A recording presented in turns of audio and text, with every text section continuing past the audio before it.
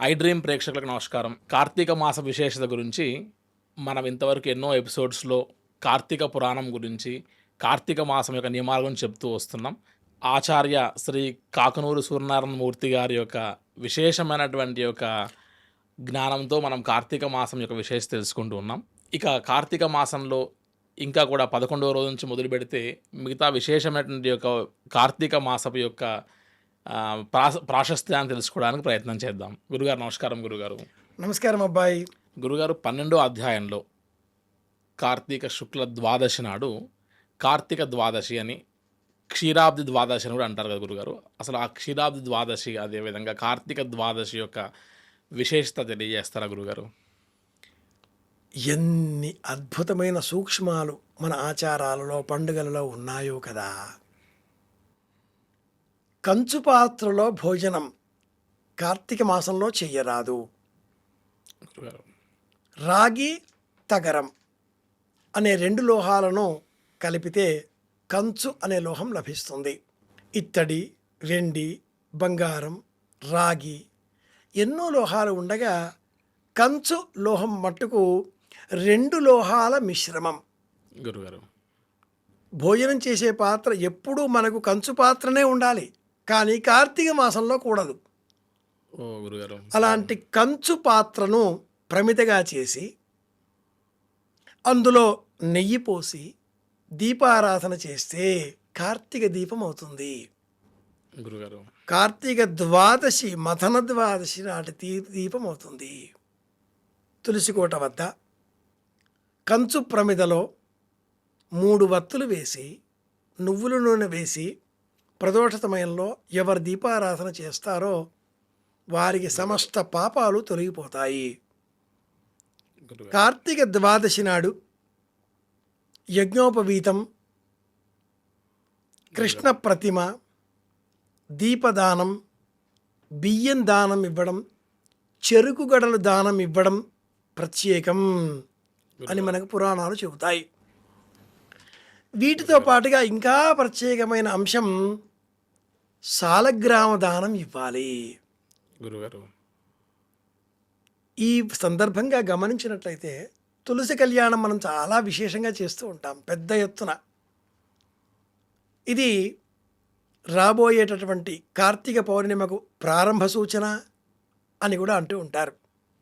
గురుగారు భీష్మునికి సంబంధించి సంతానం లేదు కనుక అతడికి ఉత్తమ లోకాలు కలగాలి అనే సంకల్పంతో భీష్మ పంచక వ్రతం అనే వ్రతం పేరిట కూడా కార్తీక ఏకాదశి నాటి నుంచే 5 రోజుల పాటు రోజు తర్పణాల బదలాలు బియ్యం బదిలీ. గురుగారు ఈ కార్తీక శుద్ధ ద్వాదశి నాడు మథన ద్వాదశి అన్న పేరిట దామోదర వ్రతం చేసి విష్ణువును తులసి కోటలో ఆ పక్కనే ఉసిరిగ మొక్క కూడా నాటి ఈ రెండింటి మధ్యన సాలగ్రామ రూపంలో ఉంచి గురుగారు ధాత్రి బృందా సమేత అంటూ సంకల్పంతో ఆ జలంధరుడి ఇల్లాలైన తులసి పాతివ్రత్య మహాత్మ్యాన్ని తెలిసే విధంగా ఉండే కథలు తలుచుకుంటూ వ్రతం చేసి పూజ చేసి గురుగారు పాటించే ఆచారం ఒకటి మహా అద్భుతంగా ఉంటుంది. గురుగారు ఈరోజు అన్నదానం చెయ్యాలి ద్వాదశి నాడు. అలాగే ఈ వ్రతం చేసే సమయంలో సాయంత్రం వేళన చిన్నారి బాలబాలికలకు కొత్త వస్త్రాలు ధరింపజేసి లేదా ఉతికిన శుభ్రమైన వస్త్రాలు వేసుకునే ఉంటారు. మరి ఒకటి, ఒక రోలులో బియ్యం పోసి అందులో పాలు పోసి చెరుకు గడను ఆ పిల్లల చేతికి ఇచ్చి దంచమని చెప్పాలి. ఇది మథన ద్వాదశి నాటి గొప్ప ఆచారం, లోకంలో మాయమైపోయింది. వాడు ప్రత్యేకత గురువుగారు ఏమిటి అంటే పాలు, చెరుకుగడ, బియ్యం నూకల ఈ మిశ్రమం తెల్లగా ఉంటుంది. ఇవి దుస్తుల పైన పడి చుక్కల వలె కనిపిస్తాయి. ఆకాశంలో శ్రవణ నక్షత్ర మండల సమీపంలో శ్రీమన్నారాయణమూర్తి జీవాజీవల్యమానంగా కనిపించే కాలం ఈరోజు. ఆకాశంలో ఉండే చుక్కలకు ప్రతీక ఈ బియ్యపు పాల చెరుకు గడతో దంచిన చుక్కలు, బిందువులు. ఎవరి దిష్టుల మీద ఎన్ని బిందువులు పడతాయో అంతకాలం వాళ్ళు బ్రతికి ఉంటారు, అన్ని వేల సంవత్సరాల కాలం పాటు వైకుంఠంలో ఉంటారు అంటూ ఈ వ్రత కథ తెలియజేస్తుంది. అద్భుతం గురుగారు. త్వరగా నిద్రపోకూడదు, భజనలు చెయ్యాలి. స్తబ్దత, చల్లదనం, శీతలం, శైత్యం, రుగకారకాలు. చురుకుగా ఉండాలి, భజన చేయాలి. చిన్నారి బాలబాలికలు ఇలా దంచుతూ ఉంటే పెద్దలంతా కూడా చుట్టూ చేరి నారాయణతే నమో నమో అంటూ భజనలు చేయడం ఎంత అందమైన సందర్భం కదా, దృశ్యం కదా. అవును కనుక గురుగారు. మథన ద్వాదశి ఇలా చేయాలి, తులసి కళ్యాణం చేయాలి. చాలా అద్భుతం గురుగారు. అదేవిధంగా ఈ యొక్క ద్వాదశి నాటికి సంబంధించినటువంటి యొక్క ఆధ్యాత్మిక కార్తీక పురాణం కథ కూడా కాస్త వివరిస్తారా గురుగారు? ప్రతి పురాణంలో ఒక పాత్ర. ఈ 12వ అధ్యాయానికి సంబంధించిన పాత్ర ధర్మవీరుడు, గురుగారు. అతడి కుమార్తె. ఆ అమ్మాయి వైధవ్యం చెందిన కారణాన్ని తెలుసుకొని గత జన్మలో అనేక పాపములు చేసి ఉన్న విషయాలు కూడా తెలుసుకొని ఆ కుమార్తె చేత ధర్మవీరుడు సాలగ్రామ దానం చేయించాడు. గురుగారు. తులసి ద్వాదశి నాడు సాలగ్రామ దానం చేస్తే సమస్తమైన పాపముల నుంచి మనకు విముక్తి లభిస్తుంది. కథనంలో ఉండే మెలికలు వేరు. గురుగారు. చరాచర వృత్తాంతాల ప్రస్తావనను మనం చేయకుండా స్థూలమైన కథనే మనం సూక్ష్మంగా గ్రహించినప్పుడు దానం ప్రత్యేకం, గురుగారు. సాలగ్రామ దానం మరింత ప్రత్యేకం.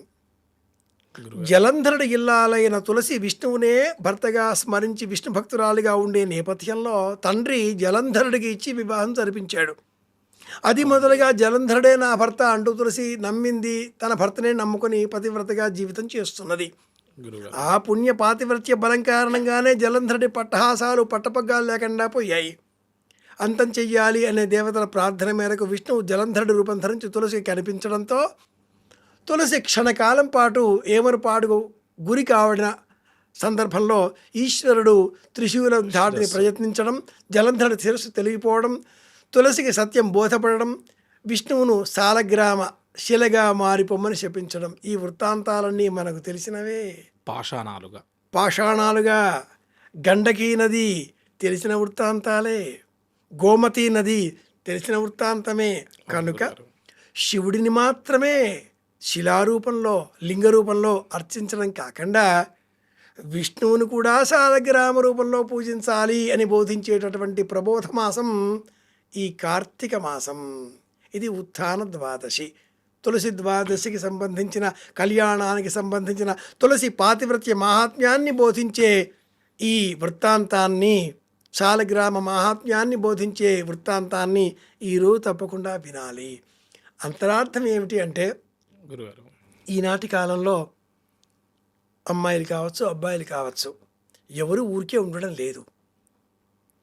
తరగతిలోనో చుట్టుపక్కల ప్రాంతాలలోనో స్నేహాలు పెరగడం, ప్రేమలుగా మారడం గమనిస్తున్నాం. ఎలా ఉన్నా ఏమైనా అంగీకరించి వివాహం చేసుకున్న తరువాత భర్త దైవం, ఇల్లాలు దేవత, ఇలాగా ఉండాలి. కానీ మళ్ళీ అన్య ఆలోచనలు చెయ్యరాదు అనే ధర్మాన్ని ఈ వృత్తాంతం బోధిస్తుంది.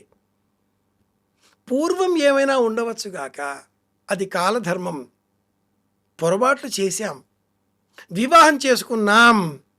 ఇక్కడ బద్ధులమై ఉండాలి, ధర్మబద్ధులమై ఉండాలి.